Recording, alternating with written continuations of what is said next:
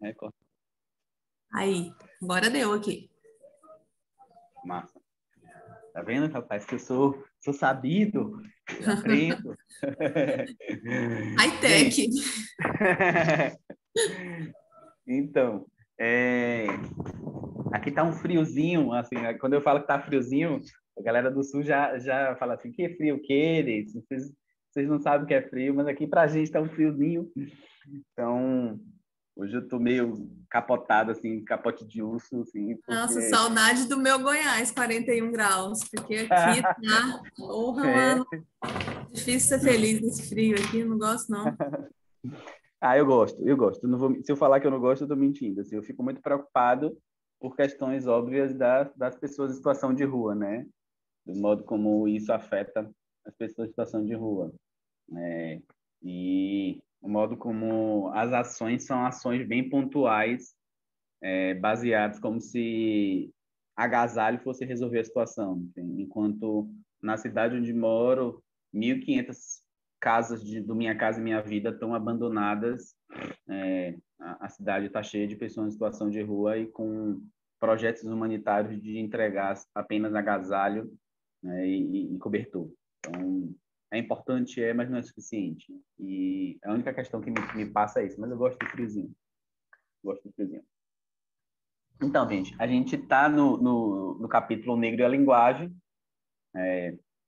capítulo e aí eu só queria demarcar algo que acredito que seja um campo comum, né? Acredito eu que seja um campo comum, é de que não temos muita pressa de fazer discussões que vá dar conta do tempo, correr contra o tempo para adiantar discussões, que eu acho que a riqueza está da gente fazer isso com o cuidado necessário, tanto com o que o Fanon traz, quanto com o que nos visita, né? Não adianta eu só valorizar o que o Fanon traz e atropelar o que tem da vivência, o que está acontecendo, o que é que nos toca, o que é que nos faz pensar, certo? Então, a gente já conseguiu se construir enquanto grupo de maneira que a gente consegue falar das nossas questões de maneira muito mais aberta, e isso eu gostaria muito mais de privilegiar do que de ter que dar conta de terminar capítulo logo para finalizar o livro logo. Entendeu? Não tenho essa questão, não. Bom dia, Mila, seja bem-vinda. Então, o Fanon vai trazer nesse capítulo a ideia de que existe um drama no que se convencionou chamar de ciências humanas, sobre um questionamento que é um questionamento importante. Ele pergunta: deve-se postular uma realidade humana padrão e descrever suas modalidades psíquicas, considerando apenas suas imperfeições? Ou será que não se deve buscar incansavelmente uma compreensão concreta e sempre nova do homem? Essa crítica, né, essa provocação do Fanon, ela é interessante para a gente pensar realmente não apenas a psicologia, mas as ciências humanas de modo geral. As ciências humanas de modo geral, no modo como elas foram atravessadas a maneira como o colonialismo fez de si modelo para tudo. Então, um dos primeiros privilégios da branquitude, muito antes da mochila invisível, né, da Peggy McIntosh, que o Assad Heider cita no Armadilhas da Identidade, e eu já falo dessa mochila invisível, o primeiro privilégio da branquitude europeia é de constituir-se, né, como um modelo do qual só a própria branquitude europeia podia se igualar. E só a branquitude europeia podendo se igualar, tudo aquilo que não é europeu, branco, era outro. E era outro numa condição, não outro numa condição de respeito, mas outro numa condição de autorização para a morte, outro numa condição de depreciação. E aí, querendo ou não, a as ciências humanas estão numa lógica de postular uma realidade humana tomada como padrão, como normativa, e aí ele já falando sobre essa descrição de modalidades psíquicas, descrevendo apenas suas imperfeições. Não sei vocês, mas me lembra de início do modo como a gente abre um DSM. Entendeu? O DSM eu escrevi uma vez que o DSM é uma gramática da vida mental. É uma gramática que já está dizendo lá todos os erros de ortografia, todos os... Entendeu? Então, esse aspecto de ter uma descrição posta sobre o humano a partir desse padrão já tem essas raízes nos processos de colonialismo e não necessariamente no positivismo, não necessariamente na ciência psiquiátrica ou na ciência médica, se a gente for parar para pensar lá no Canguilhem. E aí ele pontua, né, que se deve buscar incansavelmente uma compreensão concreta e sempre nova do homem. Isso me afeta mais recentemente, porque o que tem me visitado em termos de pensamento sobre a clínica é sobre a necessidade da clínica pensar os problemas que aparecem onde os nossos pés pisam. Certo? Isso tem sido meio que um mantra que tem me visitado, que tem, enquanto problema de pesquisa, tem me feito perder alguns cabelos aí de pensar algumas questões. Por uma dimensão de que há alguns processos de colonização do saber que fazem com que clínicas sejam pensadas com diferenças geográficas históricas que, às vezes, reproduzem modelos que não se conectam com a realidade. Acreditar que temos o mesmo modo de subjetivação no século XIX, na Alemanha, e o mesmo processo de subjetivação no Brasil, 2021, chega a ser risível. Eu vou mais próximo. Achar que o Brasil é a França de maio de 68 do Deleuze Guattari é risível também. Para não parecer uma crítica só, a crítica fora. Fazendo uma crítica interna, a própria pesquisa-análise que eu estudo, há um processo de acreditar que estamos ainda no maio de 68. E aí, com direito a palavras de ordem, gritos de guerra, como se estivéssemos nesse modo, né? Nesse tempo. Acreditar que, em termos geográficos, o mesmo processo de subjetivação acontece na cidade e acontece nas ruralidades é risível. Né? Então, isso nos coloca e essa provocação do Fanon ela é potente porque nos coloca numa necessidade de produzir essas compreensões concretas e sempre novas do homem. E nunca se apegar num postulado padrão de compreensão da subjetividade. Comentando o que eu falei da mochila invisível da Peggy McIntosh, que eu prometi, a Peggy McIntosh diz que toda a branquitude tem uma mochila invisível com passaporte, com documentos identificatórios, dos quais essa mochila invisível permite que a branquitude não tenha algumas preocupações, algumas angústias, porque a sua cor de pele não vai ser impedimento para qualquer coisa. Então, na minha compreensão, quem preparou as mochilas invisíveis que a Peggy McIntosh aponta já foi esse processo do colonialismo que o Fanon situa, né? Com esse postulado de si como modelo. Gente, e aí, à medida que vocês forem pensando e quiserem contribuir, podem abrir o microfone, me interromper, ou então algumas pessoas usam a ideia do levantar a mão, e aí eu chamo. Tá? E quem tiver com a internet não tão boa pode escrever no chat. E aí o Fanon pontua um aspecto que talvez só alguns linguistas vão situar, mas não vão situar a nível de um processo político, de um processo subjetivo, que é a ideia de que todo idioma é uma forma de pensar. não é apenas uma maneira de... Bom dia, André, seja bem-vindo. Não é apenas uma maneira de produzir um comum de comunicação, mas é um modo de pensar.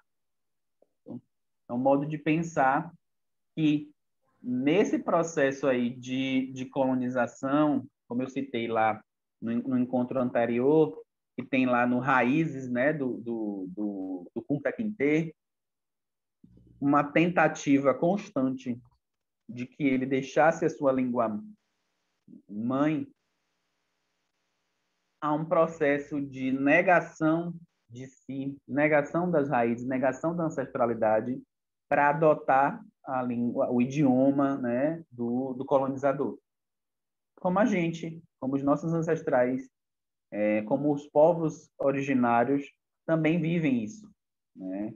Então, os processos de catequização não buscaram negar apenas culturas, deuses, corpos, afetos, modos de relação, mas também uma língua mãe, né?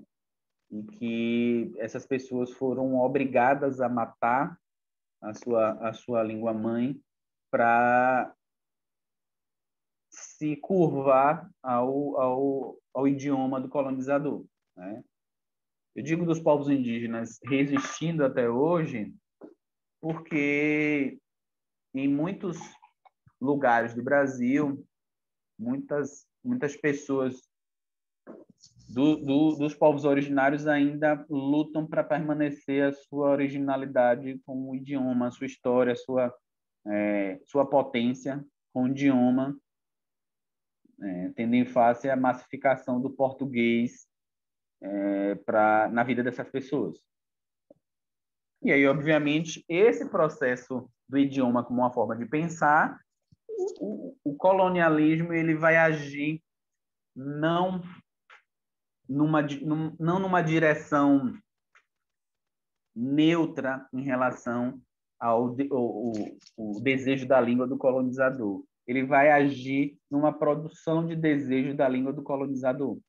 E não é do modo mais simplista de que os processos de colonização fizeram uma apresentação PowerPoint e falaram, gente, olha como é legal falar o português, olha como é legal o português ser dito por vocês, né? Eu não lembro quem foi que falou, mas a gente teve até...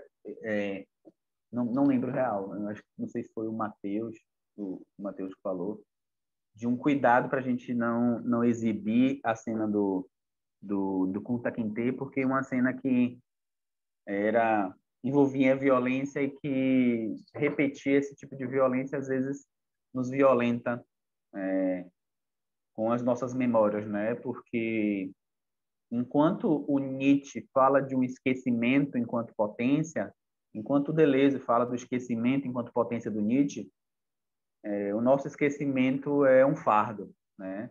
E o nosso acesso à ancestralidade sempre é mediado pela dor, né? Então a gente só lembra, a gente só sabe da nossa ancestralidade majoritariamente pela dor, né? Foram pessoas que foram escravizadas, foram pessoas que isso mesmo, Matheus, obrigado.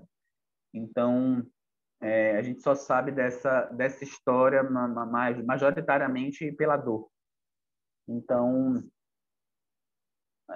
eu acatei a provocação do Matheus muito potente de não exibir aqui, mas a produção do desejo da língua do colonizador, ela vem por meio de processos de violência intensa, né? Violência verbal, violência física, em que a gente viu pessoas com seus idiomas, com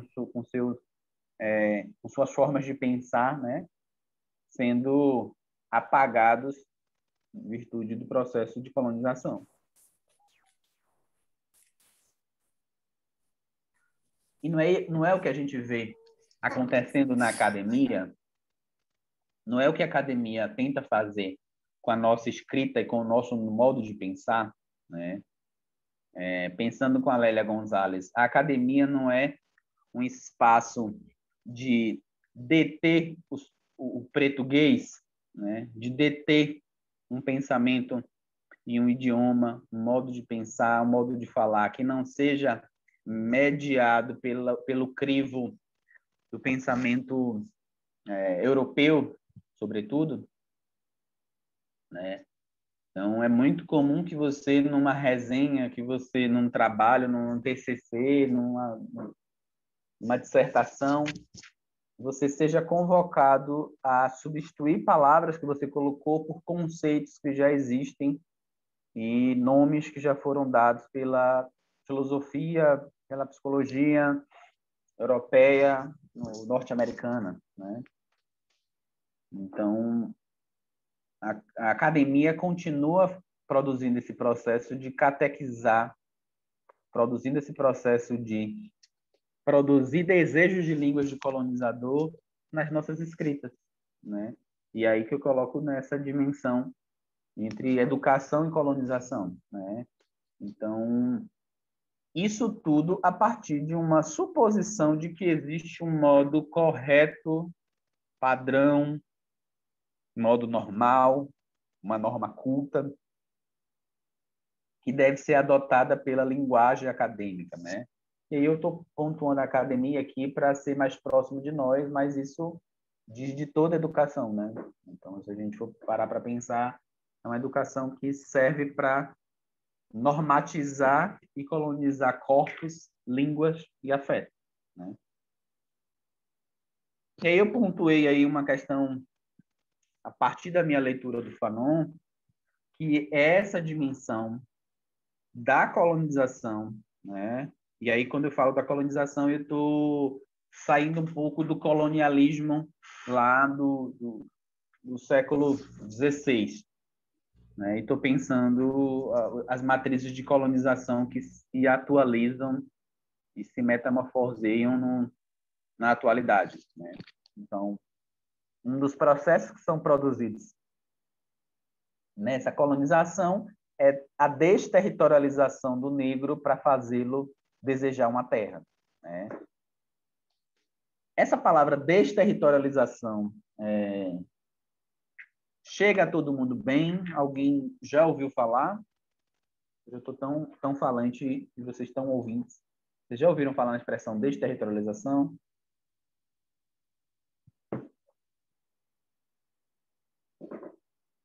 Um de cada vez, sem brigar.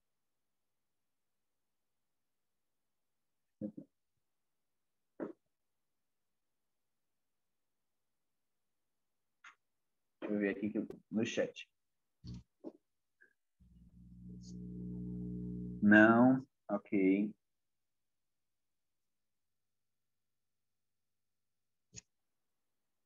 Beleza.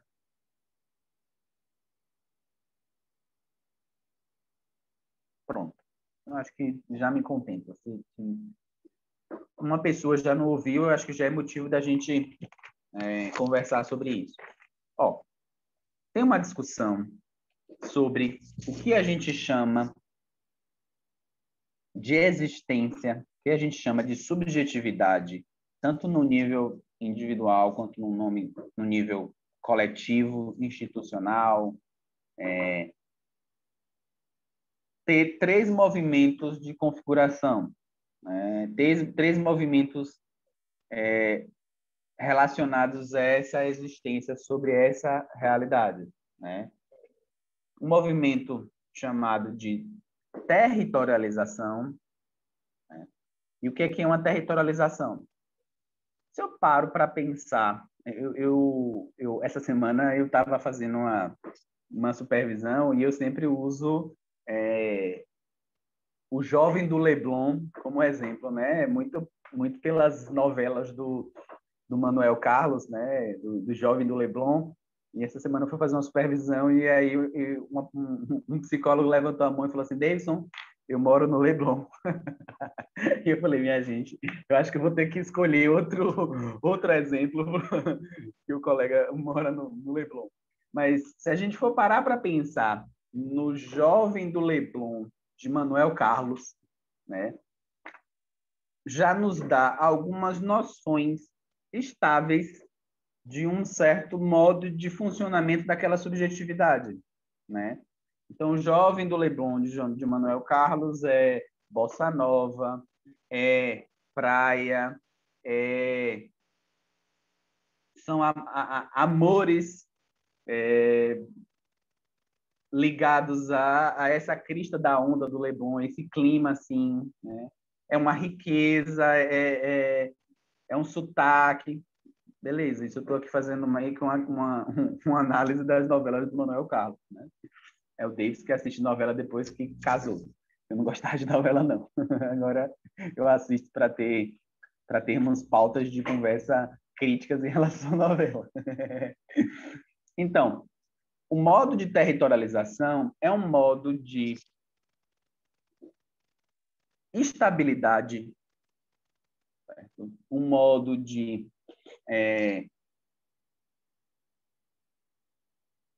uma certa fixidez momentânea num jeito de ser.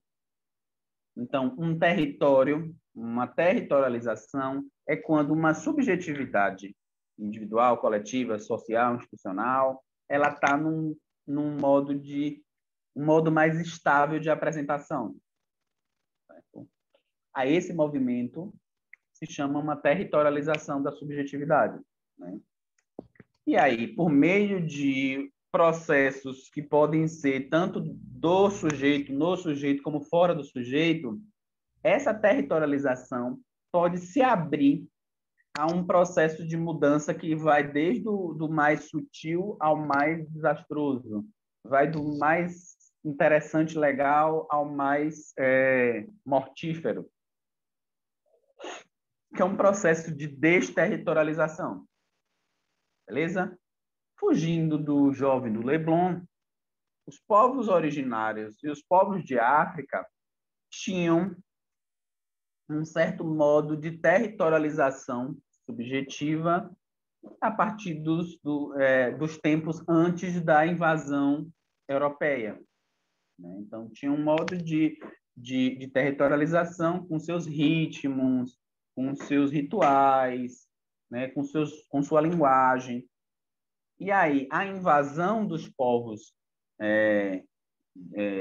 europeus, a invasão do europeu, produziu um desmanchamento da territorialização e uma abertura para processos de mudança.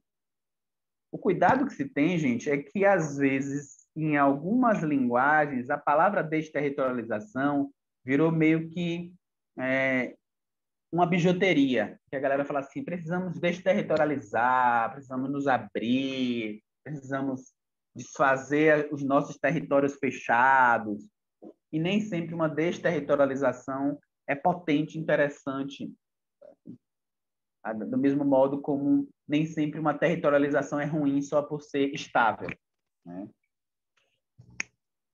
E aí, essa desterritorialização, que é a subjetividade dos povos originários e dos povos de África, que esses povos sofreram, foi adicionando um fator caótico e desfazendo algumas estabilidades de jeitos de ser, pensar, agir, se relacionar.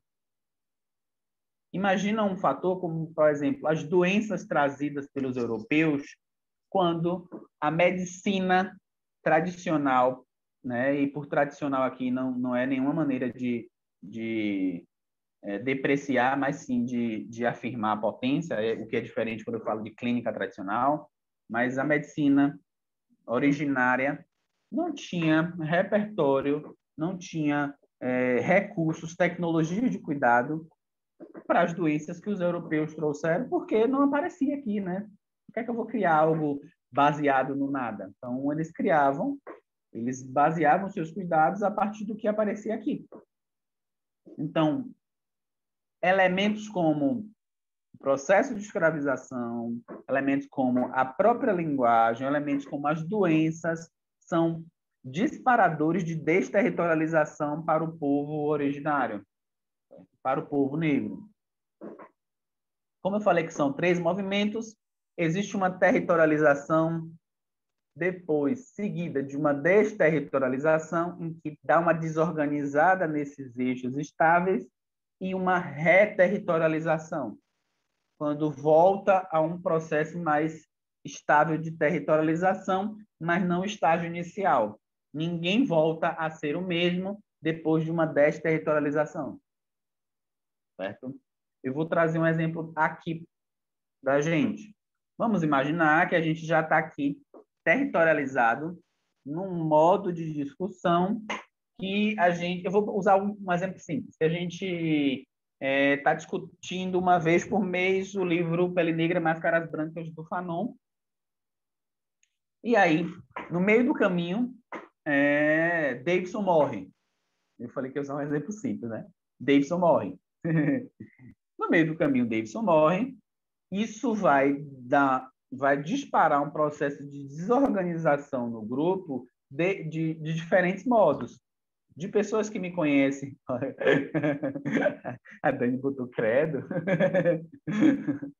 A pessoa se agorando de manhã cedo no sábado, né, Dani? Então, vai disparar um processo de desorganização, de desterritorialização em níveis plurais. Então, pessoas que me conhecem já há muito tempo talvez teriam um tipo de desterritorialização. Pessoas que me conheceram por meio do grupo teriam outro tipo. Teria um processo de desterritorialização do próprio grupo com a pergunta: gente, precisamos tocar o grupo ou vamos para a aula?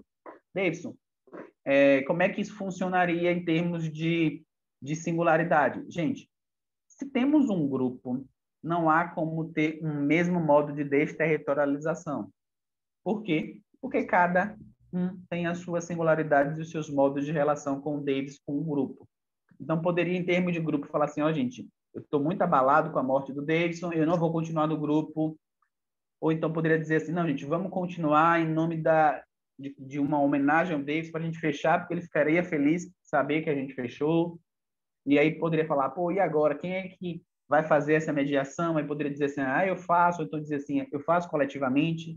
E aí, esse processo de reorganização se chama reterritorialização. Então, o grupo seria reterritorializado, não do mesmo modo que estava antes da morte do Davidson, certo? Essa reterritorialização não é igual ao início. Certo? Então, pegando as palavras do Negro Bispo, início, começo, meio e um novo começo. A nossa vida se faz de começo, meio e um novo começo. E no meio é onde acontecem esses processos de desfigurações, os processos de ruptura, de destruição e criação, que podem ser sutis também, viu, gente? Uma vez eu estava num trabalho com população em situação de rua, falando sobre o fato de maloca matar maloca. E aí veio uma menina pequena em situação de rua e me entregou uma flor. Eu achei assim, primeiro que me desarmou, né? Eu estava assim meio, como é, velho? Como é que vai ser isso? Maloca matando maloca, isso não existe, não sei o quê.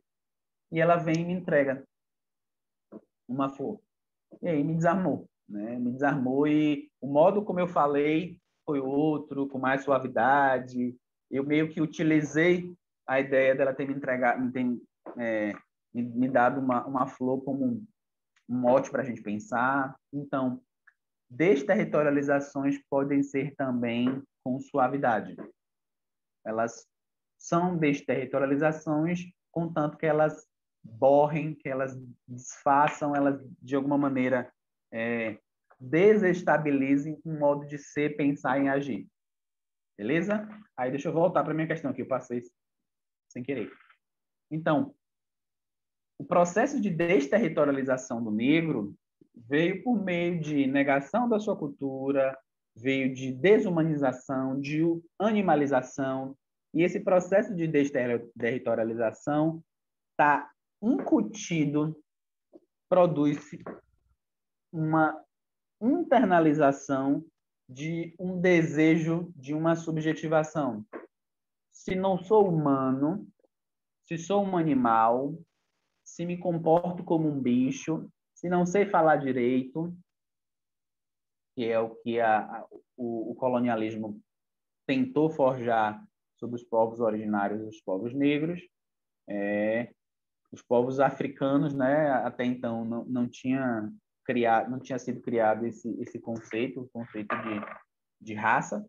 Então, se os povos africanos, com sua diversidade, foi tido como um bicho, como animal, como não humano, como não belo, essa noção desterritorializa o que se pensava antes. Por quê? Porque nos seus povos, nas suas etnias, nas suas inúmeras na sua inúmera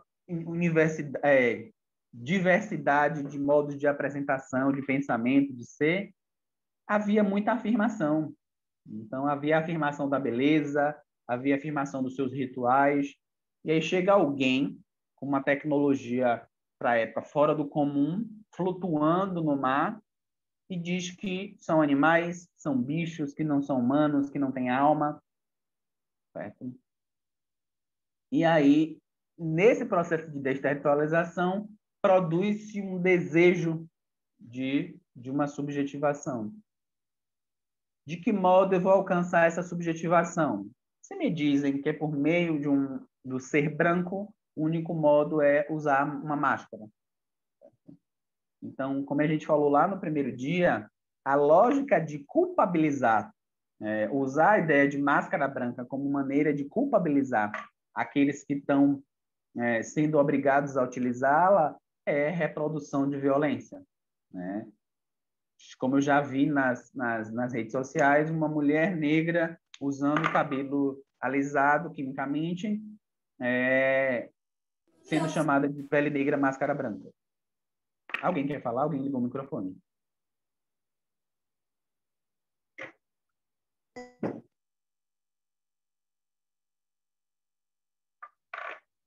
Oi, oi. Não? Então, esse é um aspecto que a gente precisa entender muito na direção de perceber fundamentos do que dispara o desejo da língua do colonizador. O que é que dispara o desejo das máscaras brancas? E o que é que dispara, pensando hoje, alguns desejos no cotidiano relacionados à negação de si, ao auto-ódio, né? E o processo de adotar modos de ser, pensar, agir da branquitude por parte de pessoas que não fazem parte desse universo da branquitude, né? Muito mais do que apontar erros, né? E pela desconstrução, né? Fazer uma desconstrução pela desconstrução, é de pensar quais processos, né, estão ali, né, situando esse desejo de uma máscara branca, de um idioma, né? Então, eu acho que esse é um elemento que é importante da gente pensar. Davidson, para que serve essa discussão sobre desterritorialização, reterritorialização, territorialização? Particularmente, gente, isso é uma discussão que veio da clínica e que também está na pesquisa desses movimentos existenciais, certo? Então, diz também da gente fazer uma análise de um modo de funcionamento da sociedade a partir de acontecimentos, né? Então, entender que o modo de funcionamento do Brasil, principalmente dos povos minoritários, né? Depois da vitória, né, do Jair Bolsonaro, houve uma nova configuração, um novo modo de pensar, de ser e agir. E se a gente for parar a pensar do lado de lá, o lado das pessoas que estão afinadas com ele, também um novo modo de configuração. Então, isso circula na sociedade sempre, né? Esses movimentos existenciais, e que sempre está numa relação entre estabilidade e caos, entre criação e destruição, e isso a gente pode ser utilizado por vocês nos diversos espaços que vocês estão inseridos e que pensam, né? E aí tem outra discussão que o Fanon traz, e aí, gente, eu vou fazendo eu vou lendo nas duas versões. Algumas versões a tradução está melhor, a outra, a da UFBA, está melhor. Essa, por exemplo, esse trecho eu preferi o da UFBA ao da UBU, né? Que é o seguinte, não fala. É importante dizer ao negro que a atitude de ruptura nunca salvou ninguém. Opa, já é algo para a gente pensar. E se é verdade que devo me libertar daquele que me sufoca, porque realmente não posso respirar, fica entendido que na base fisiológica, dificuldade mecânica de respiração torna-se pouco saudável transplantar um elemento psicológico, impossibilidade de expansão. Vamos lá. Na minha leitura, e aí eu queria ouvir vocês, hoje vocês estão tão quietinhas e quietinhos que eu estou até desconhecendo vocês. E tu me tomando a palavra toda para mim. Gosto não, gosto de conversa. Tô carente de conversa sobre Fanon. Então, na minha leitura, essa é uma crítica ao modo como algumas perspectivas teóricas tentam psicologizar inúmeros processos. E isso, o Fanon tinha alguns embates com um psicanalista chamado Manoni, né? Então, essa tentativa de adicionar elementos psicológicos em processos que são concretos, em processos que são sociais, e aqui até em processos fisiológicos, já era um problema para o Fanon e a gente está hoje se deparando com as mesmas questões, né? Tem uma página bem engraçada chamada Acaba Jovem Místico no Instagram, e mostra algumas cenas, alguns comentários, alguns anúncios, né? E, por exemplo, um anúncio falando dessa parte aqui abaixo do queixo, que as pessoas chamam de papada, que tinha uma estratégia para tirar essa papada sem a cirurgia por utilização de manipulação de mão, né? Por utilização de uma questão mais energética. Como a responsabilidade de dizer que padrões vibratórios atraem o coronavírus, né? E muita gente estava se contaminando com coronavírus porque estava com padrões de vibração afinados com coronavírus, né? Então, obviamente, isso é absurdo, violento, e que tem uma dimensão de tentar colocar elementos de ordem espiritual, e aí numa espiritualidade meio gourmetizada, né? Numa espiritualidade irresponsável, e de elementos psicológicos também, né? De pessoas que acham que elementos concretos de racismo, de machismo, estão reduzidos a não importa o que fazem de você, mas sim o que você faz com o que fazem de você, né? Na reprodução lá da fala do Sartre, que é utilizado quase como um mantra nas clínicas psicológicas que silenciam matrizes de opressão e sua influência no sofrimento. Então, não importa o que fazem de você, não importa o que você faz com isso. Não existe racismo, existe o modo como você se sente em relação a isso. E aí eu tenho um problemão com alguns conceitos, como é o conceito de bullying. Eu tenho um problemão com o conceito de bullying. Obviamente que foi um conceito muito pesquisado, muito debatido, muita gente, principalmente norte-americana, discutiu esse conceito, deu pano para manga de pesquisa no final dos anos 90, começo dos anos 2000. Eu acredito que é datado mais ou menos dessa época nos Estados Unidos, essa discussão, acredito. Perdão se eu não tiver muito bem preciso na data. Mas o conceito de bullying, às vezes, é uma embalagem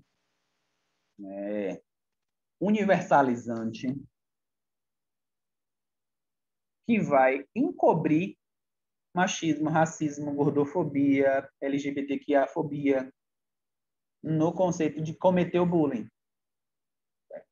Qual o perigo disso de englobar tudo? É o perigo da universalização, é o perigo de não dizer os nomes das coisas com os devidos cuidados. Tem muitas pessoas que falam assim, fulano está sofrendo bullying dos colegas. O que tem ali é racismo. E racismo não precisa de um nome artificial para dar uma abrandada, uma eufemizada, não. Não precisa. Entendeu? Acho que, pelo contrário, precisa cada vez mais intensificar a identificação e o combate dessas práticas nos diversos níveis. Então, essa provocação do Fanon, na minha leitura, é importante para a maneira como a gente, às vezes, tenta justificar, tenta racionalizar, tenta teorizar processos psicológicos para elementos que são concretos, sociais e até biológicos. Né? E aí, lá em Defesa da Revolução, Davidson, não, por uma revolução africana, Defesa da Revolução, por uma revolução africana. Ele vai trazer um capítulo que eu acho brilhante para quem trabalha com clínica, chamado A Síndrome Norte-Africana, que ele situa que um paciente norte-africano, diante do médico, tinha que provar que o seu sofrimento era real, que o seu sofrimento não se tratava de preguiça, não se tratava de corpo mole, não se tratava de não querer levantar para trabalhar. Isso nos faz pensar, não sei se isso chega a vocês da mesma maneira, mas me faz pensar muito no banzo, né? Na maneira como o banzo foi tido pelo colonizador como preguiça, como besteira, né? E que o banzo foi chicoteado, né? Imagina você ser desterrado, né? Sair da sua terra, você ser desterritorializado, perder seu território existencial, perder o seu jeito de ser, perder o lugar onde você viveu, ser obrigado a ir para dentro de um navio que o pior existia lá dentro, que até pessoas preferiam suicidar a continuar naquele espaço. Imagina isso, como é que não dispara um processo de sofrimento baseado de não querer estar naquela terra, um sofrimento da saudade da terra, né? E aí que entra a ideia de uma universalização, é de não entender a singularidade do banzo, e se fossem os psiquiatras de hoje, ia dizer assim, ó, são todos angustiados, são todos deprimidos, são todos depressivos, e é só depressão, é só tomar um antidepressivo e tá tudo certo, e fazer uma terapia cognitivo-comportamental, como os psiquiatras sempre indicam, né? Nada contra os terapeutas cognitivos comportamentais. Tenho até amigos que são. Então, fala aqui, por um lado, o Fanon pontuando, né? Gente, sobre esse aspecto, vocês têm comentário a fazer? Eu já estou desconhecendo vocês estão quietinhos. Tá tudo bem, gente? Pergunta difícil, né? Tá tudo bem. Como é que vocês estão? Vocês estão querendo falar? Vocês não estão? Me contem aí. Parecendo a aula na graduação. Dá para ouvir? Dá demais. Ave Maria, que emoção que dá. Bom dia. Eu estou fazendo, Davidson, o curso, acho que o nome é Fundamentos da Clínica Contemporânea, e em que você dá aula também, né? Aí eu estou me sentindo extremamente contemplada justamente por essa discussão, da gente perceber dentro da psicologia qual é o contexto em que aquele sofrimento é produzido. E isso é uma coisa que sempre me incomodou muito durante a graduação. E aí, com o tempo, né, a gente vai ganhando um pouco mais de maturidade, até teórica mesmo, para conseguir formular as críticas que eram incômodos, mas que não eram, sabe, muito bem formulados ainda. E é justamente essa discussão da gente parar com esse psicologismo todo, né, que individualiza muito as questões. Eu acho que isso às vezes nos distancia muito do contemplar, sabe, dos sofrimentos e tudo. E eu tenho esse afeto mesmo na graduação, ainda hoje, eu ainda sou estudante, né, de psicologia, e dentro do curso, isso é algo ainda muito pouco discutido, sabe? A gente ainda tem uma formação muito, muito, muito voltada para ver essas questões de maneira mais individual, patologizante ainda, sabe? E eu me senti extremamente contemplada nesse pensar. Estou fazendo o curso ainda, estou amando. Essa discussão aí me chamou muita atenção. Que massa, que massa, que massa. Dois comentários antes de eu falar sobre o que você comentou. Primeiro que quando você fala que você é estudante, dá aquela surpresa de ela é estudante, porque parece que você já é psicóloga, pela articulação da fala. Então, isso me faz pensar que você já está bem encaminhada aí com questões importantes. E eu fico pensando assim, poxa, como eu queria que o Deison estudante fosse assim, naquela época, na minha época.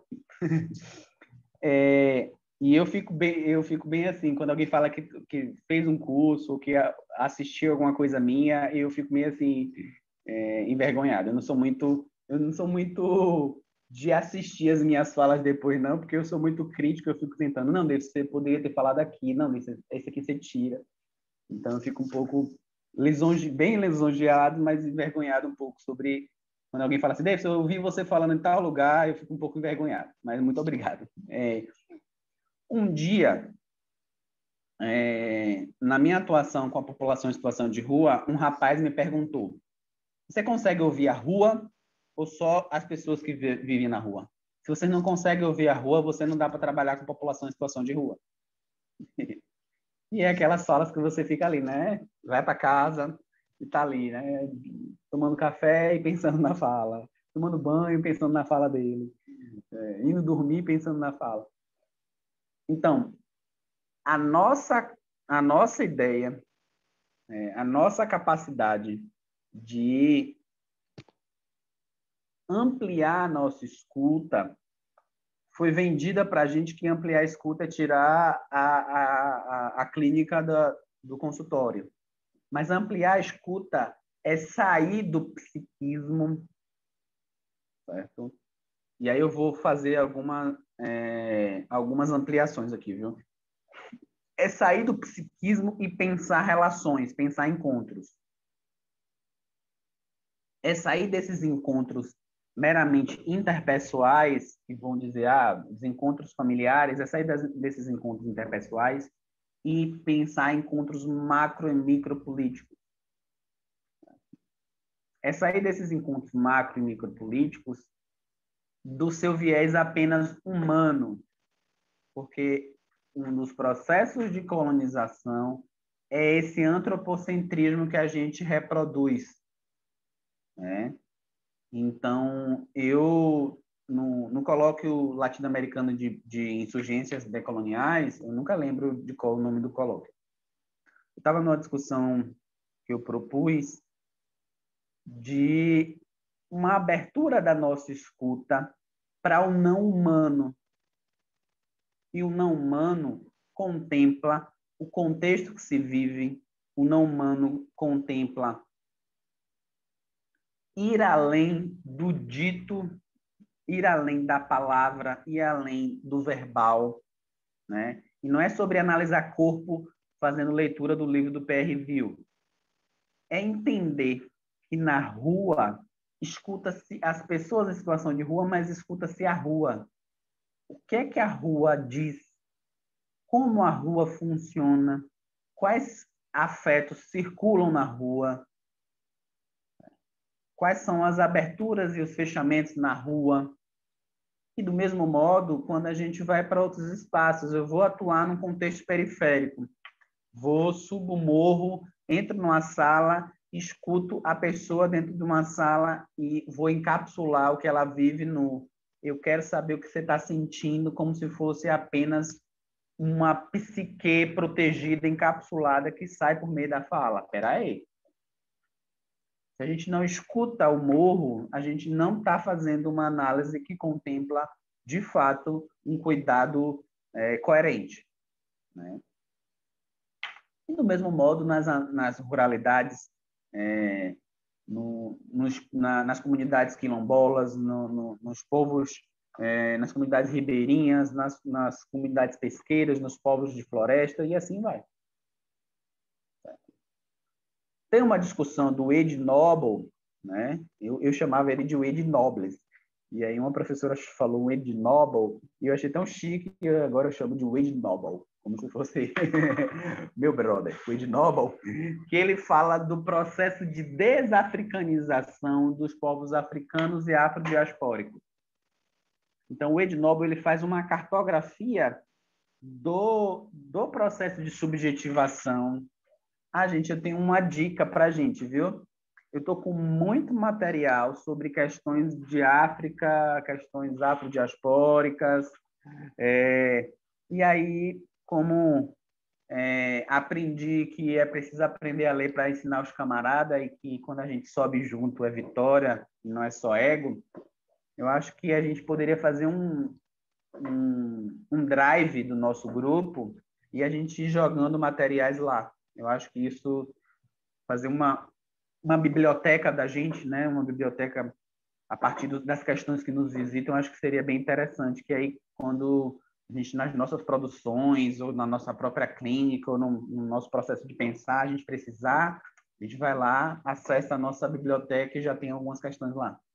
Então, eu estou com alguns materiais aí que eu estou precisando para o mestrado, e aí eu queria compartilhar com vocês para a gente ir montando a nossa biblioteca, e aí a gente faz de um modo de que todo mundo seja editor e sempre que puder a gente vai lá adicionando, certo? Ou então lembrar, estou precisando de tal material, e aí alguém tem, vai lá, coloca na biblioteca e fica para todo mundo, certo? Então, ontem à noite, quando eu estava estudando para a gente conversar hoje, me veio essa ideia e eu não podia esquecer, certo? Então, o Wade Noble, ele vai dizer, ele fez uma cartografia do processo de subjetivação africano e afrodiaspórico e também do processo de desafricanização. Como é que é isso? Ele faz uma leitura a partir da ancestralidade de que o processo de subjetivação do africano e do afrodiaspórico tem um componente também potente na subjetividade ligado ao espiritual. Então, ele vai estudar Orim, ele vai estudar a relação com as divindades, não, numa dimensão que nas cosmogonias africanas não tinha separação entre o humano e o divino. O divino nos habita, o divino somos nós, temos o divino em nós, né? E aí, como eu já gosto de falar isso para dar uma incomodada, de que muitas pessoas supervalorizam o Spinoza por falar que Deus é natureza, mas isso nas cosmogonias africanas, afrodiaspóricas e dos povos originários já era uma realidade há muito tempo. E aí, lembra que eu falei do processo de desterritorialização? Um processo de desterritorialização que o Wade Noble pontua é a desafricanização dos povos africanos e afrodiaspóricos. É retirar o africano em nós. É o retirar na memória, é o retirar na linguagem e também nos processos de ser, pensar e agir. E aí, retirar o africano é matar a divindade que existe em nós. Por quê? Porque o europeu tinha medo e percebia que havia potência de resistência. Então, o clipe Mandume do Emicida diz muito disso, né? As pessoas estavam no seu culto, chega um pastor e tenta cooptar aquele culto, porque é como sempre existiu, era o medo o medo da resistência do povo negro por meio de axé. também era uma tentativa de afirmação da Igreja Católica, que na época tinha ainda muitos braços de poder e de afirmação como um modo único, como Deus único. Só existe o Deus da Igreja Católica e todos que não usam Deus como o seu Salvador devem ser catequizados ou mortos, né? Eles não têm alma. Então, o processo de desafricanização do Ed Noble vai falar dessa retirada da alma do negro, né? E aí o Emicida fala em amarelo: eu estou aqui para devolver a alma para os meus irmãos que um dia acharam que não tinham uma, né? Elas falam, quando o Emicida fala, chega a dar arrepia, dá vontade de chorar. Então, entender que esse processo de subjetivação do africano contemplava o divino em nós, não tinha necessidade de religião. Então, está aí a discussão de alguns autores e autoras de que os modos de pensar a partir de axé não é um religare, não é uma religião, né? Isso está muito mais ligado a um modo de vida, certo? Um modo de vivente, um modo de vida, um modo de viver. Porque religare parte da ideia de que é preciso fazer uma ligação entre humano e uma divindade que está no céu, que está fora de nós. Mas, nos processos de subjetivação africanos, o divino está em nós. E não precisa de religare, né? Então, essa dimensão de uma escuta que contempla a singularidade do encontro a partir de uma desantropomorfização da escuta é fundamental, né? Então, os pensadores e pensadoras do bem viver questionam: vocês escutam a mata? Vocês escutam o rio? Sem escutar a mata, como é que vai cuidar de povos originários? Sem escutar o rio, como é que vai cuidar dos povos originários? Se os povos originários tinham e têm uma relação com a mata, com o rio, que não é uma relação de sujeito e objeto, mas é relação de vivente, diria o Ailton Krenak. E se é uma relação de viventes, por que vocês não estão escutando a mata ou o rio? Porque a nossa psicologia é uma psicologia antropomorfizante, psicologizada. E aí essa provocação interessantíssima que a Camila faz tem muito aí talvez acho que é o Luiz Cláudio Figueiredo falaria isso. É de uma tentativa da psicologia se firmar nos campos de saber estruturados, centrando o seu objeto de estudo. Então, quanto mais eu fechar aqui, a coisa psi, mais eu vou ser mamãe, eu quero ser medicina, certo? Mais eu vou me afastar das ciências humanas e sociais para se firmar como uma disciplina, como um campo de saber fechado aqui, bem protegido e dando essa ideia de que temos esse objeto de estudo muito nítido, fechado, estabelecido.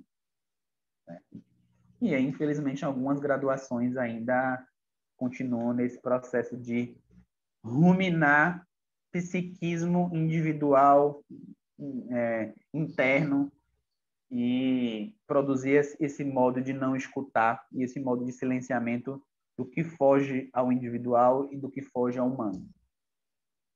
Certo?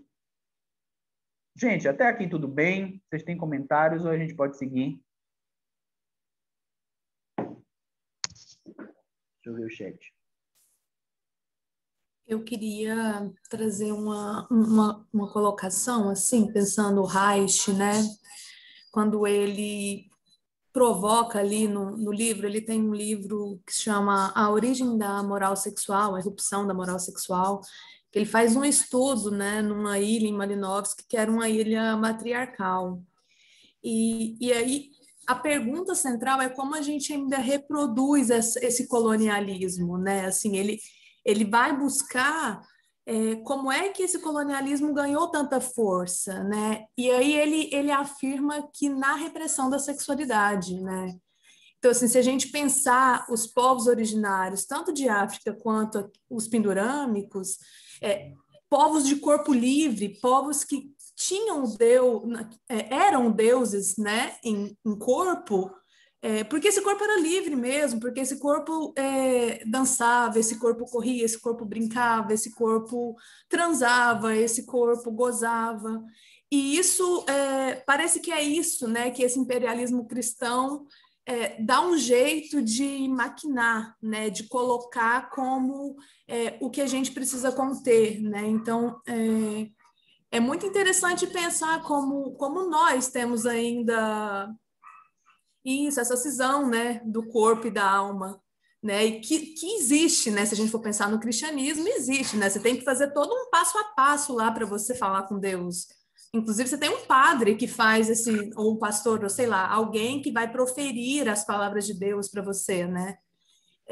E aí a gente pensar como que a gente ainda tem reproduzido uma repressão sexual nas nossas vidas atuais, pensando assim, né, trazendo um negócio para um contexto de agora, para que seja uma autocrítica também, né, que a gente possa ir construindo, né, como é que a gente ainda reproduz, né, porque o cristianismo instituiu o casamento monogâmico, por exemplo, como a forma de vida feliz, né, família, e aí eu tenho essas questões, assim, né, isso fica em mim, né, como é que a gente pouco fala de sexualidade ainda, até na clínica, o quanto demora a chegar às questões da sexualidade na clínica e na vida cotidiana, né?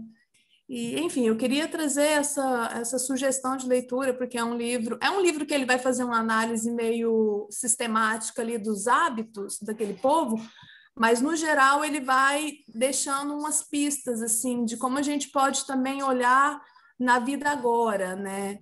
As repressões que nós temos reproduzido a partir de uma cultura.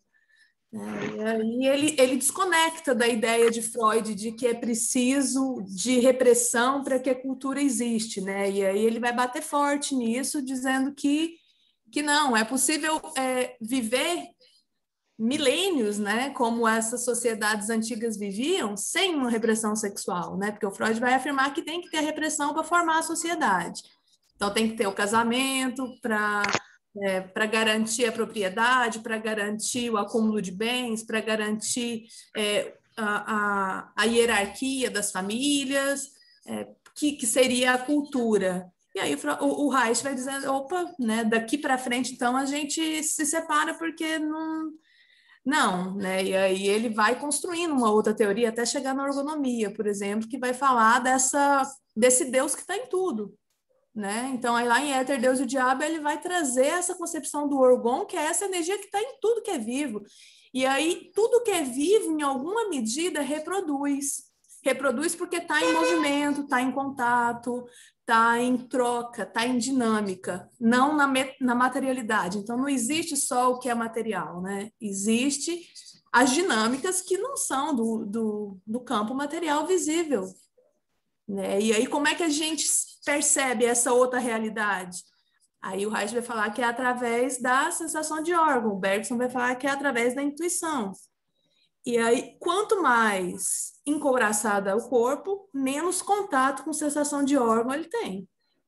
Mais teórico ele fica, e, né, porque aí é isso, aí vai para academia, faz um mestrado, doutorado, pá, fica crânio, mas perde o corpo, no sentido de que não sente outras realidades que não essa que é material.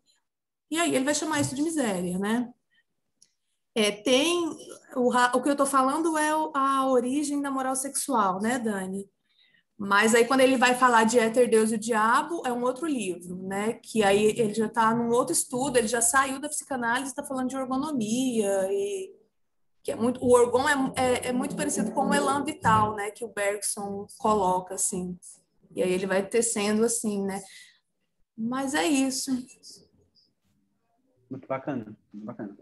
E eu acho, Davis, eu acho, Davis, se nós tivéssemos a oportunidade, né, de termos na nossa base epistemológica, no início da nossa formação, a filosofia africana, talvez a gente tivesse a capacidade de desconstruir muitas coisas, né? Muitas coisas. Se fala-se muito e às vezes é modismo, né? A gente precisa, mas às vezes se fala de Ubuntu, mas não a filosofia do Ubuntu no seu sentido mais amplo.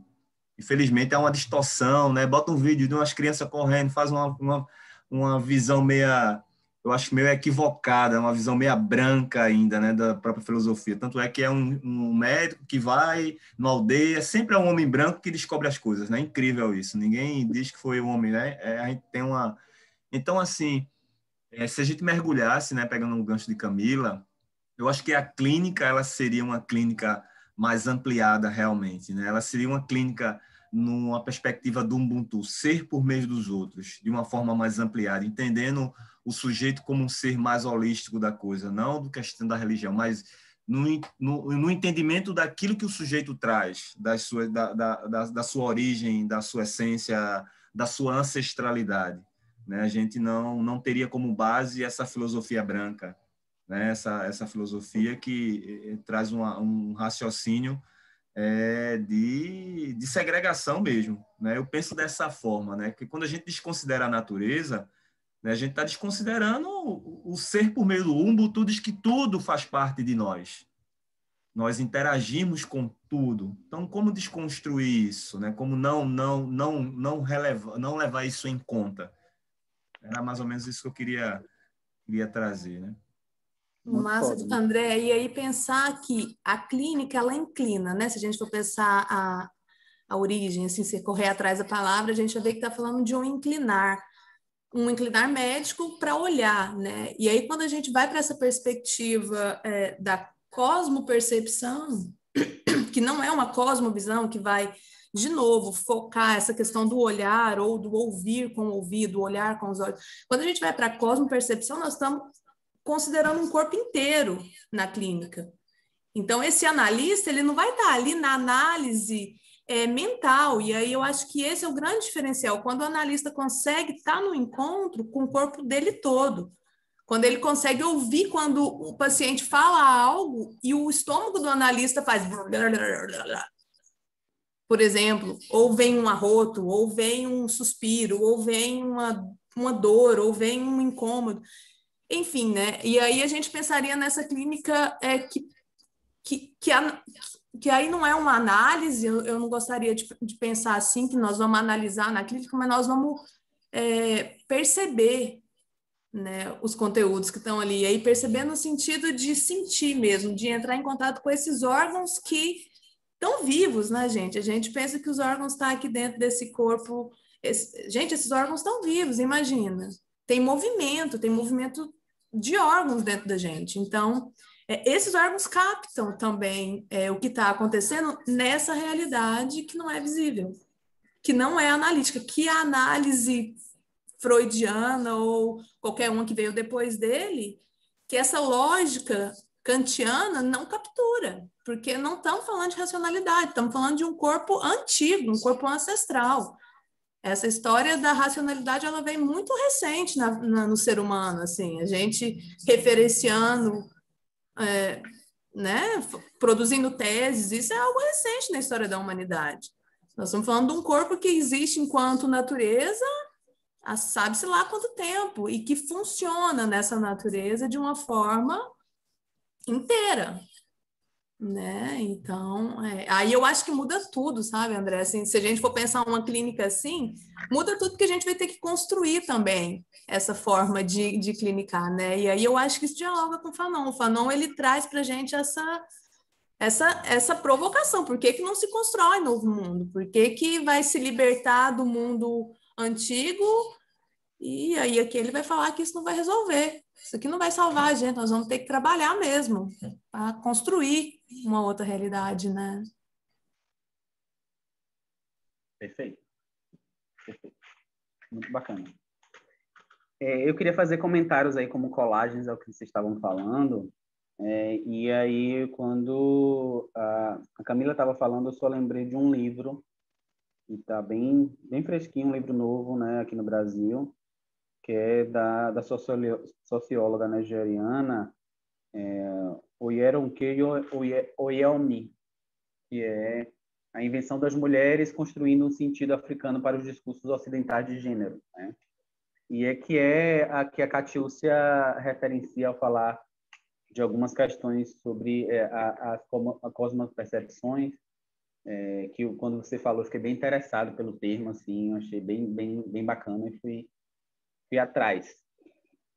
E aí, essa construção de algumas maneiras de colonizar relações, afetos do sexo, tem muito de uma matriz de um patriarcado que não é de África, de um patriarcado que não tem a ver com os povos africanos. Então, essa invenção desse gênero, desses modos de ser mulher, enquanto objeto, enquanto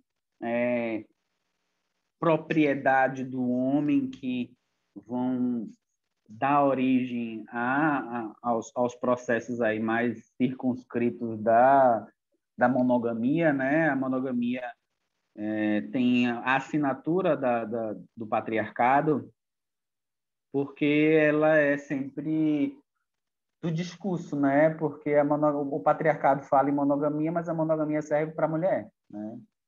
Enquanto ele faz o que quiser, mas a mulher não, a mulher é propriedade, né?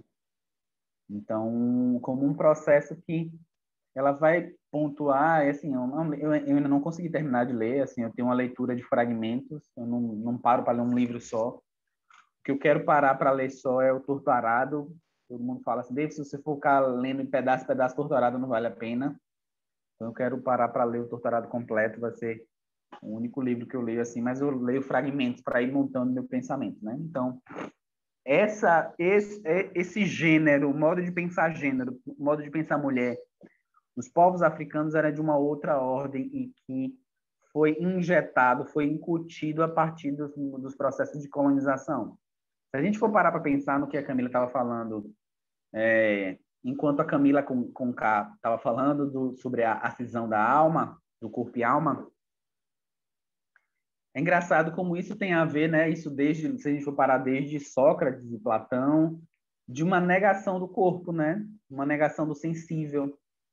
Então, o corpo, o sensível, é simulacro, é enganação, é engano. O que há de verdadeiro é a alma. E aí, parodiando Nietzsche, que fala que o cristianismo é um platonismo para pobres, o que o cristianismo tentou forjar foi uma negação do corpo, uma negação da vida, uma negação de si, em nome de uma vida, em nome da alma que pertence a uma terra prometida no céu.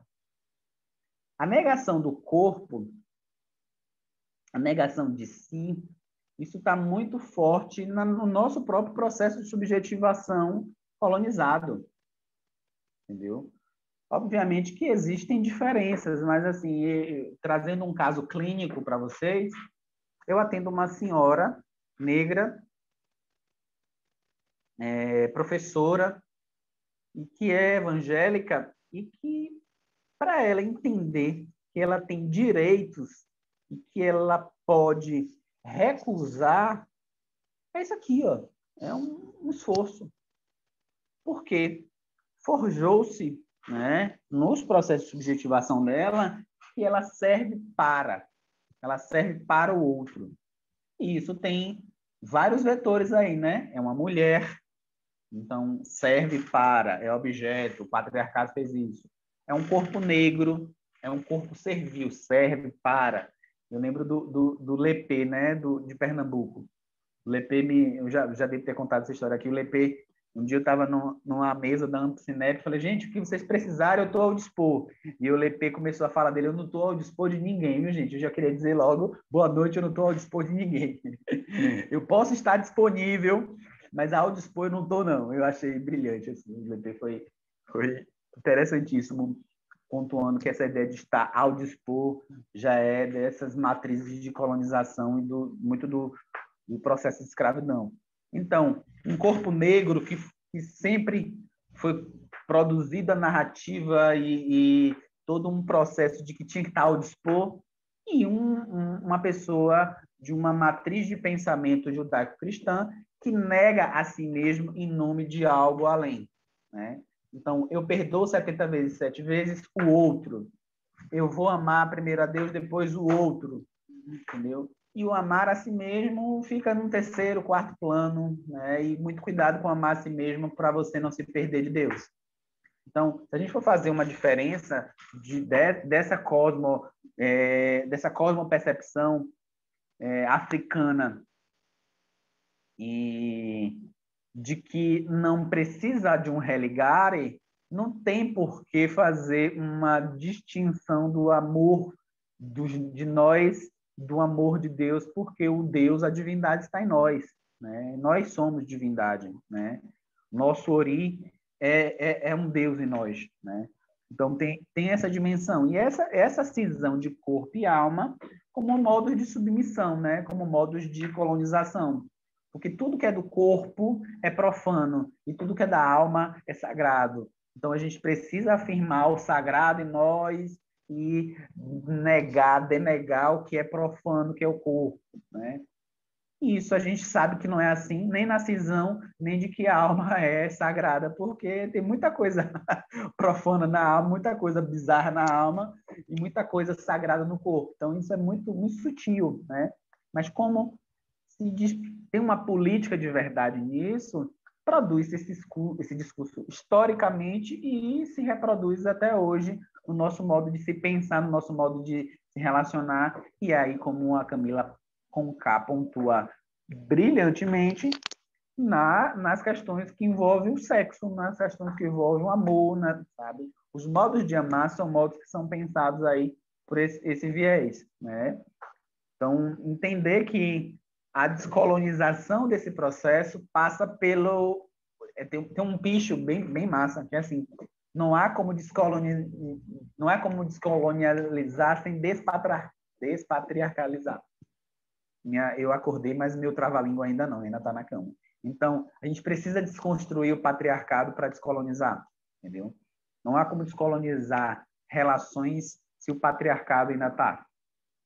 Davidson, e eu gosto de pensar assim, a gente tem que identificar como nós, na nossa vida pessoal, reproduzimos comportamentos patriarcais ou até economias de funcionamento, né? Porque, assim, outra coisa que Reich diferencia de Freud é, ele fala, não tem uma pulsão sexual, não é uma linha reta, existe uma economia sexual, o corpo é essa economia sexual. Então, o quanto de energia que esse corpo tem para funcionar órgãos, ele é distribuído, existe uma economia aí. Não é uma linha reta, né? Tanto que ele vai falar de curva orgástica. E aí, nesse sentido, assim, como que a gente identifica como a gente ainda, na nossa vida pessoal, reproduz o patriarcado? Né? Apesar de toda a leitura do né, da decolonialidade e tal, como que nas nossas relações, nas dinâmicas, nisso que é dinâmico, invisível, a gente ainda está reproduzindo ações, ideias, relações. E aí eu acho que quem vem trazendo isso brilhantemente é a Geni Nunes, né? No Instagram ela está como Geni Papos, mas ela tem alguns materiais também, ela tem um livro, pá, então assim, ela traz muito bem as descrições dos jesuítas em relação a como eles se incomodavam com a liberdade das mulheres que eram da terra, né? Assim, como era ruim para eles, como essa visão do corpo, né? O fato deles verem esses corpos transitando, trabalhando, cuidando de filho nu, né? E opa, peraí. Passando o carro do ovo na casa. Passando um carro da conserva aqui. Não, enfim, é isso, assim, né? E aí a Geni, ela traz a questão da monocultura, né? Eu acho genial quando ela fala da monocultura dos afetos, porque pensando como economia, e pensando como economia no Brasil hoje, no mundo, mas pensando no Brasil, eu ali de Goiás, eu sei como é que é, assim, os 500, 600 quilômetros que você anda de cultura de soja, de monocultura de soja, né? Numa terra cerrado que daria para fazer milhares de agroflorestas produzindo toneladas de alimentos diferenciados e sazonais, né? Então, assim, e aí, quando a gente vai pensar que nós reproduzimos uma sociedade, né? Nós, dentro do núcleo familiar, acabamos reproduzindo um sistema social, e aí a gente pensa em monogamia de afeto e monogamia de cultura de alimento, por exemplo, nós vamos vendo que é isso, né? A gente vai reproduzindo o que está colocado socialmente. E é por isso que eu sempre trago, né, nos grupos assim, essa pergunta pessoal: como é que você está reproduzindo o patriarcado, o colonialismo, o machismo, o racismo, a gordofobia, a transfobia, né, a homofobia? Como é que você reproduz isso no seu dia a dia? Porque aí quando a gente identifica, eu acho que esse é o primeiro passo, sabe? Assim, é identificar o que que nós ainda está só reproduzindo e não está criado novo. E aí a gente ir pensando como que nós vamos desfiando dessas linhas que teceram esse corpo também, né? Porque não é também só culpabilizar, ai, como eu sou machista, como eu sou, né, racista. Não, não é isso, mas é identificar para reconhecer, porque senão a gente nega, né? E aí é o outro que é o outro que é racista, é o outro que é colonizado, né? E aí as coisas vão ficando cada vez mais distantes, assim. Então, pensando nessa dimensão de transformação de mundo, eu acho que a primeira coisa é essa coragem de botar o cor à prova, sabe? Falar, opa, peraí que eu vou tirar aqui de mim primeiro, né? E parece que esse é um caminho, assim, que dá, né? Devem ter outros, mas Sim. esse também é um caminho, assim. Uma das coisas que me chamou a atenção também, Camila, quando você falou, eu lembrei do Foucault sobre a sexualidade. Ele não concorda muito com a hipótese repressiva, né, sobre a sexualidade, mas ele vai falar como todas essas verdades foram de fato construídas, as verdades de como a gente vai se relacionar, como a gente deve se relacionar com o nosso corpo, enfim, com as outras pessoas, e como isso é produzido não de qualquer maneira, mas com fins específicos, com de uma maneira específica dentro de um dado contexto, como, por exemplo, a forma como a gente vai se organizar monogamicamente, vai favorecer a propriedade privada, a ascensão do capitalismo e tal. E aí a gente fica pensando, né, como até os nossos afetos, enfim, as multiplicidades de coisas que a gente reproduz e aprende em função dessa lógica colonialista, capitalista, sabe? Como são de fato produções de verdade, mas não qualquer produção de verdade, é uma produção de verdade que tem ali aquele objetivo, né? O eurocentrismo, por exemplo, ele não é tudo o que se produziu de conhecimento na Europa, é uma forma específica, né, que vai estar ali de acordo, né, com a lógica do lucro, com a lógica do capital. Como isso ainda hoje a gente vai reproduzindo em função da manutenção dessa lógica, né, também.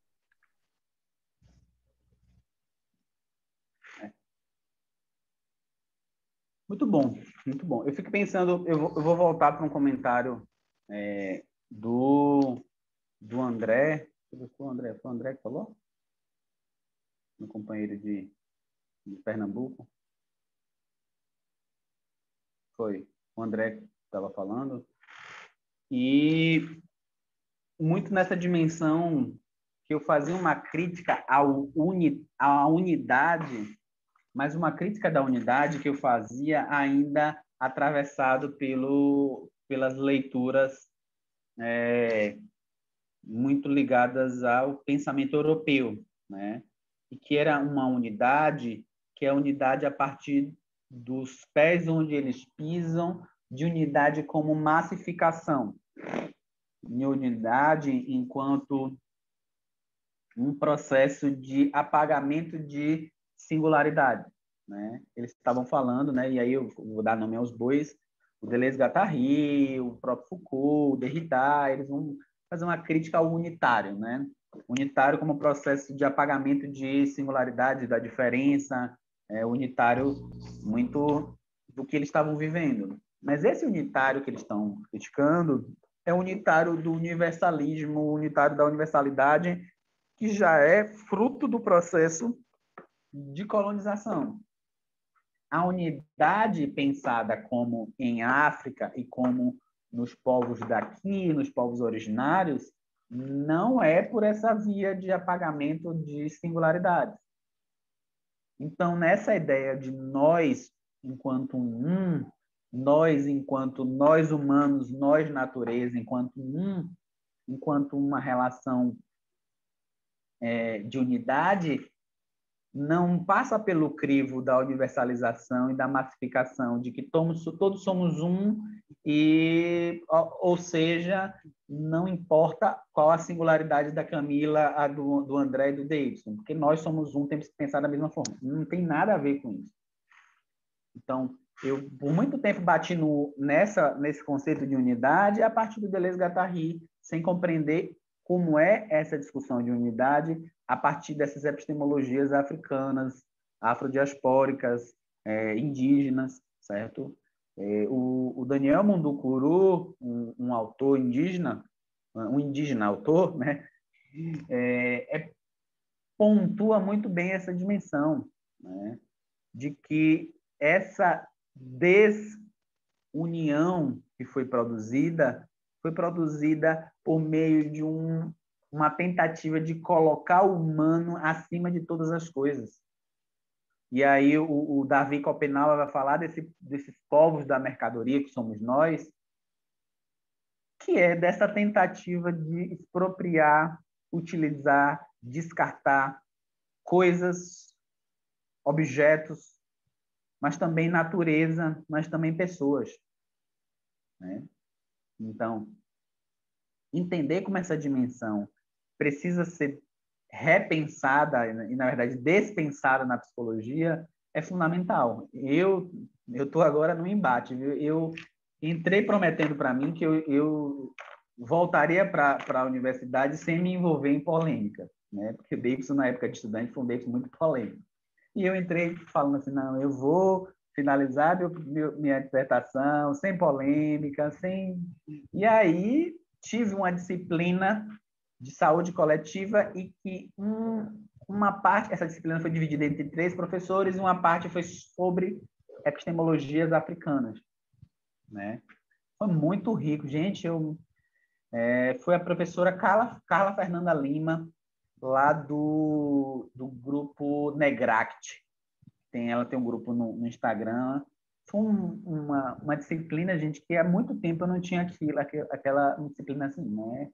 Não só num componente teórico, mas de vivencial, da gente falar de nós, da gente valorizar outras formas de conhecimento que não só o acadêmico, uma coisa assim, potente. E aí eu fiquei sabendo que essa disciplina foi retirada do mestrado, né? Essa disciplina não, essa discussão sobre epistemologias africanas. E lá vamos nós para mais polêmica, para organizar um ato na reunião de colegiado do mestrado para reivindicar a volta dessa discussão, não apenas como um componente, mas como uma disciplina completa de 60 ou de 45 horas no mestrado, porque, particularmente, eu penso que essas discussões são fundamentais para a gente pensar, de fato, uma psicologia que está aqui. Sabe? A gente não está nem lembro qual foi a cidade que o Freud escreveu, mas a gente não está na França do Lacan, na França do Deleuze-Guattari, sabe? Então, a gente não está nos Estados Unidos da Judith Beck, a gente está no Brasil. Certo? E o Brasil tem influências muito mais viventes, muito mais ricas e potentes e presentes dos povos que nos constituem, de quem somos. A fala da Camila Damasio me faz lembrar de uma citação do Deleuze-Guattari no Mil Platôs, que eles falam assim: é muito fácil resistir ao fascismo no outro. Difícil é resistir ao fascista que somos nós, né? Eu escrevi um trabalho de conclusão de uma especialização em filosofia contemporânea que o título é O Fascista que Habita em Nós, né? Fascismo e produção de subjetividade. É muito fácil, gente, a gente apontar descolonizações para o outro e a gente não perceber como nós precisamos descolonizar, não apenas numa dimensão de fazermos mal ao outro, não. É da gente reproduzir discursos, é da gente descolonizar na dimensão da gente negar a si mesmo. Eu vivo um processo muito vibrante em relação a isso, porque eu sou pai. Então, eu converso muito com minha companheira sobre essas dimensões. O que a gente precisa desconstruir em nós para sermos pai e mãe de Bento? Né? O que é que a gente precisa produzir de mudanças em nós?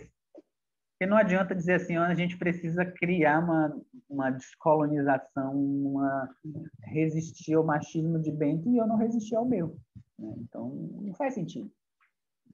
Então, essa dimensão, de fato, é potente. Uma psicóloga que eu supervisiono, Deane, dizer o nome, o sobrenome dela é oriental, não lembro o sobrenome dela, não. Na verdade, eu não sei falar, mas o Instagram dela é Corpo Sendo. Ela falou um processo, numa das duas supervisões, e eu pedi permissão para citar isso em espaços acadêmicos que eu achei muito, muito interessante, que é a dimensão do clinicar-se, né? Não adianta a gente sempre opor o clinicar do outro sem clinicar-se. E não é só ser clinicado pelo outro, mas é de um processo de construção, desconstrução de nós, que passa por a gente saber desfazer esses processos que também nos constituem. É muito fácil apontar no outro, né? E não há superação como uma carteirinha de identidade, como a ideia do desconstruído. Fulano é desconstruído. Pronto, toma aqui sua carteira de identidade de macho desconstruído. Não existe. Não existe psicólogo desconstruído, não existe. É um processo constante. Por quê? Eu vou pegar agora mais propriamente o neoliberalismo, né? O neoliberalismo vai perceber o que está em processo de desconfiguração e vai produzir um novo processo de reconfiguração. Vamos dar os nomes que a gente conversou hoje? O neoliberalismo vai perceber que há um processo de desterritorialização ali e ele vai reterritorializar o seu modo. Quem disse que o neoliberalismo vai corrigir, ajudar a resolver crises? Nada disso. O neoliberalismo ele adora crises para ele gerir crises. O neoliberalismo viu que os corpos negros estavam incomodados de não figurarem os espaços vou usar essa expressão aqui, de representatividade na moda, na mídia, nos produtos para cabelo. O neoliberalismo pensou sobre racismo? O neoliberalismo desconstruiu estratégias racistas? Não. Ele tornou produto. Então, temos lá a embaixadora da sala online, que é fulana, e fala assim, toma aqui vocês aí, ó, a representatividade do influencer, sintam-se representadas. Temos aqui fulana que é embaixadora da sala online do Seda para cabelo crespo. Fiquem calados aí, não se incomodem mais, vocês já têm quem represente vocês. E aí eu tenho um texto sobre isso, sobre digital influência, representatividade, empoderamento, esses rolês que eu costumo bater, porque é uma maneira de adestrar desejo. Eu não preciso, não. Deixa que a embaixadora lá do Salão Online me representa e eu já fico aqui, ó, já alivia um pouco em mim. Se o 1 me representa, 1 milhão já fica ali, ó, pronto, toma teu biscoitinho, porque agora a gente tem alguém para te representar. Então, as políticas de representatividade têm algumas questões com elas, quando elas só afirmam o componente de poder de um eu que representa, de um eu que influencia, certo? Que é o modo de captura do capital, né? O capital adora isso, capturar e dar essa ideia. Agora a gente já tem isso, cala a boca vocês aí. Então tem isso com black money, com pink money. Certo? Então E isso tem essa dimensão aí com essas propagandas. Que tem potência? Tem, muita potência, mas que a gente tem que ter um certo cuidado aí. Certo? Então, as questões que vocês pontuaram foram muito ricas para a gente pensar meio que uma articulação disso que o Fanon está falando e que outros autores falam com o que a gente vive, seja na psicologia, seja na vida. Para fechar por hoje, eu vou trazer esses dois trechos e a gente finaliza ouvindo vocês. Como é que foi? O que é que fez pensar? O que é que vocês querem me dizer para a gente, nos dizer para a gente fechar por hoje? Então, Fanon vai dizer que fala de negros alienados, mistificados, e, de outro lado, por brancos, não menos alienados, mistificadores e mistificados. Nessa dimensão, a gente precisa pensar de que aqui não é uma tentativa, gente, de ser advogado da branquitude, mas de pensar como não há nitidamente, diretamente, ativamente, não há sempre ativamente uma intenção da branquitude de produzir esses processos. Há, muitas vezes, um privilégio que a branquitude tem de maneira passiva, por não precisar pensar na sua cor de pele ao entrar ou sair das Americanas, por não se preocupar em tomar um tiro da polícia por ser confundido com um criminoso quando só está fazendo um Cooper, que nem viralizou aquela foto do homem negro correndo e falando que é só ele estava só fazendo cardio. Não há diretamente isso, certo? Não é sempre direto. Mas que é preciso a gente pensar nesses aspectos, sim. E há também, nesse processo, como o Fanon pontua, uma alienação do branco. O branco alienado, sem perceber como muitas vezes está produzindo esses processos. E aí que esse clinicar-se que a Deane, lá do Corpo Sendo, fala, é fundamental. E essa resistência ao Ocidente em nós, como a Camila Damasio estava falando, é fundamental. Então, não há como desalienar sempre o outro e sempre como se apenas o negro estivesse alienado, né? Então, a alienação ela procede por variações. E por variações de modo de constituição e por intenção. A alienação dos corpos negros tem uma intenção.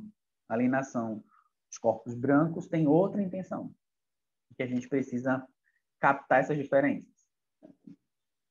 Aqui traz um trecho do Sartre, né, que o Sartre foi quase que, em alguns casos, a mão branca que apresentou o Fanon e que as pessoas só prestaram atenção no Fanon por conta do Sartre. Entendeu? Então, muita gente só parou para ouvir o Fanon porque o Sartre falou assim, gente, preste atenção no Fanon. O Fanon está dizendo coisas interessantes aqui. Então, para além disso, nos faz pensar que sociedade tivemos e temos que precisa de uma voz branca dizer que é preciso ouvir um corpo negro, ouvir uma pessoa negra. Por que é que precisou o Sartre dizer que era preciso ouvir o Fanon para que as pessoas ouvissem? Então, isso diz muito dos nossos processos de colonização, como isso constitui dizibilidades e indisibilidades, produz muito silenciamento. Como o círculo acadêmico produz isso. Como as oralitudes da Leda Martins não são escutadas. As oralitudes da Leda Martins não viram referência. As oralitudes dos nossos pretos e pretas velhas daqui não viram saber, né? Viram causos, dialetos. Né? Por quê? Porque os modos de ocidentalização, os modos de colonização, os modos do pensar branco europeu constitui um certo funil do que é considerado pensamento, certo funil do que pode ser escutado e valorado enquanto potência. Então, não adianta a Camila Cabral falar sobre sua vivência no Rio Grande do Norte em contextos periféricos e trazer uma fala de uma mulher negra. Não, como assim? Por que uma mulher negra é referência? Não mesmo. Entendeu? Então, esses mecanismos de silenciamento precisam ser pensados aí. Então, o Sartre fala: o que esperáveis que acontecesse quando tirastes a mordaça, tapava estas bocas negras, que vos entoariam louvores, estas cabeças que vossos pais haviam dobrado pela força até o chão, pensáveis quando se reerguessem que leríeis a adoração em seus olhos? Então, o que é que se espera, né, gente, do corpo negro? É o doce, é o dócil. Se espera do corpo negro o dócil. Que o dócil, que o negro não grite, que o negro não se posicione com a raiva, que o negro se espera dos povos originários que eles não saiam com seus arcos e flechas e guardem em casa como enfeites folclóricos. Que eles não saibam se defender, né? Obviamente que nas manifestações de Brasília, o poder bélico branco da necropolícia é incomparável ao poder de resistência dos povos originários, né? Mas o que é que se espera, né? E aí que entra a psicologia. A psicologia, por vezes, espera que quando se tiram as mordaças das bocas negras, se entoem sim louvores. Louvores com a inteligência emocional, com as habilidades sociais. Entendeu? Que essas cabeças que são dobradas, esses corpos que são entregues à submissão, que vão ter ali suavidade, leveza, certo? No modo de adestramento de corpos por meio desses conceitos psicológicos, por meio dessas práticas psicológicas, né? Eu estou formulando isso, mas eu ainda estou em processo de escrever sobre isso. Escrevi lá no Cliname em Psicologia, que é a clínica que eu trabalho, mas eu ainda estou em processo de formular isso de maneira mais aprofundada, da maneira como a psicologia utiliza isso como um adestramento. Certo? Então, eu queria pontuar em relação a isso por hoje. Queria pedir, gente, um favor, que alguém aqui, eu fiz um esforço de memória enorme, que a pessoa não anota, mas eu vou pedir ajuda, dizer que a gente parou no slide 14, viu? Para nosso próximo encontro. E aí eu queria ouvir vocês para finalizar, se tem algum comentário que ainda vibra aí, e a gente caminhar para o nosso começo de um outro encontro, né? Como somos início, meio, começo, meio e novo começo, que a gente caminha para o começo do novo encontro, próximo mês.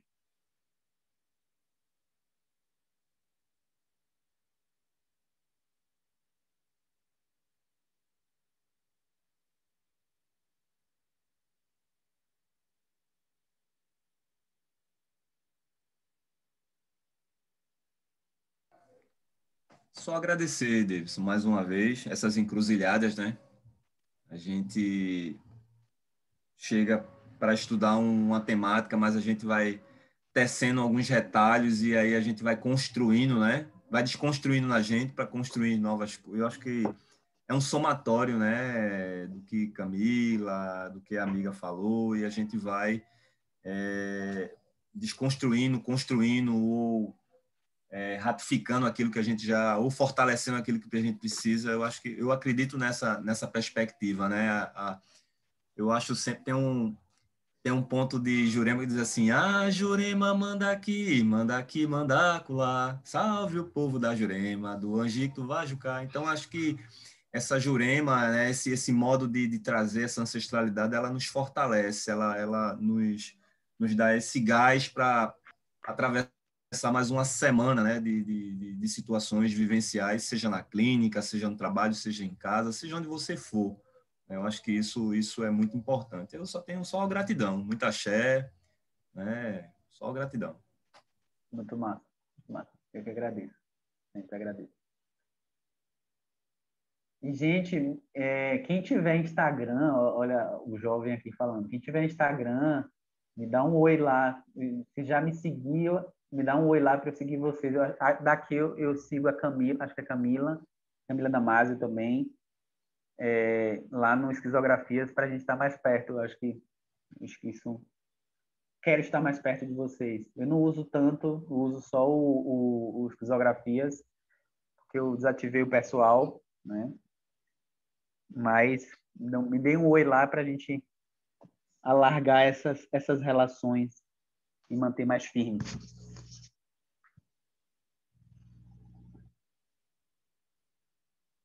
Eu também quero só agradecer, não, quero só agradecer e deixar uma pergunta, assim, né? E aí, o que e como a gente tem ouvido as nossas crianças, né? Porque se a gente for pensar num corpo menos desencouraçado, acho que as crianças têm um monte de coisa para ensinar para a gente, porque elas ainda não atravessaram todo esse tempo de vida que nós. Então, elas estão ali, ó, com a intuição, com os órgãos, todos se comunicando muito bem. Então, assim, o que que a gente tem ouvido, né? Quando uma criança está falando com você, o que que você ouve? E aí, afinar essa escuta com a infância, com a brincadeira, com essa vida pulsante, eu acho que pode ser também uma via para a gente, sei lá, construir um novo começo aí. Não sei, talvez. Mas eu quero agradecer a todo mundo. Muito obrigado. Excelente provocação. Excelente. Gente, muito obrigado. Muito obrigado pelo dia de hoje. Muito obrigado pelo encontro. Muito obrigado a quem esteve presente, quem foi presença. E sigamos juntos. Vamos fazer nossa biblioteca lá no grupo, certo? Eu vou ver como é que eu faço. Vou começar com a Camila para a gente fazer isso via cartografias axianas. E a gente vai habilitando a gente como editor e vamos lançando os materiais lá para a gente ir compondo esse nosso arsenal de leitura. Beleza? Abraço para todo mundo, muita axé, estamos juntos, vamos continuar vivos e juntos para a gente resistir e viver. Viver já é muita resistência.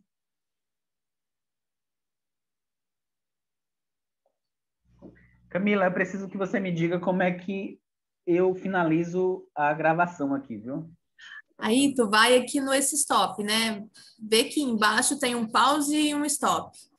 Viu ali? Espera aí, deixa eu fechar aqui. No computador, né? Acho que eu não estou gravando pelo computador. Tá pelo celular? Deixa eu ver, peraí.